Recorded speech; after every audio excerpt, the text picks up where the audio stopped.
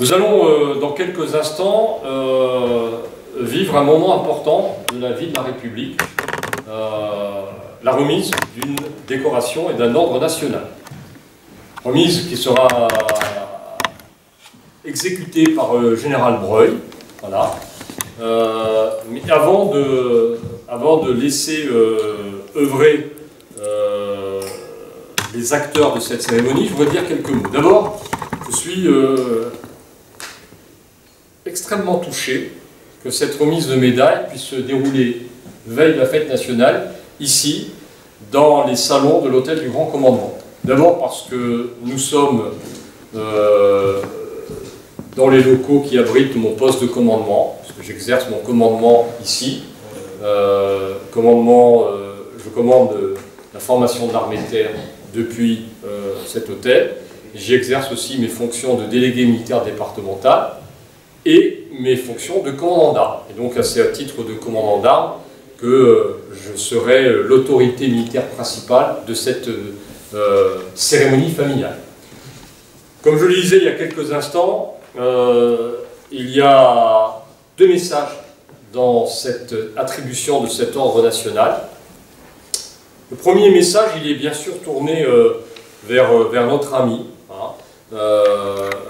Je le disais il y a quelques instants, quand la ministre des Armées a pris le soin de le coucher sur un décret, elle a reconnu des mérites personnels, des mérites individuels, qui témoignent d'un parcours, d'un engagement, d'une volonté à consacrer du temps, de l'énergie, un investissement personnel marqué pour une communauté, pour des Français, pour des soldats, pour des gens qui se sont eux-mêmes investis pour la communauté.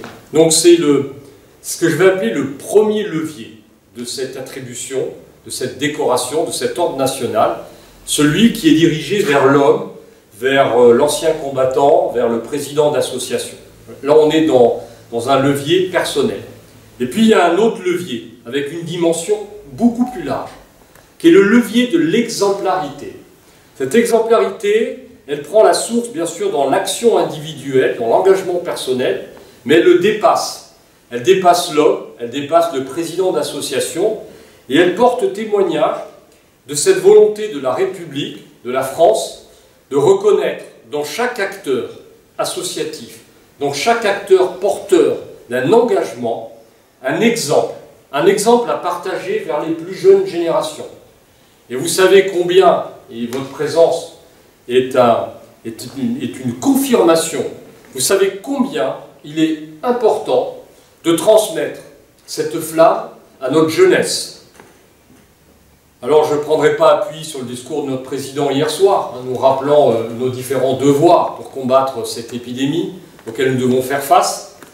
J'élargirai face à tous les défis, tous les dangers qui menacent notre monde, nos valeurs, notre communauté auxquelles nous sommes associés, qui menacent la France, tout simplement. Il faut qu'une jeunesse se lève. Au même titre que plusieurs fois dans l'histoire de France, la jeunesse s'est levée, que certains d'entre nos anciens ont pris les armes, se sont engagés.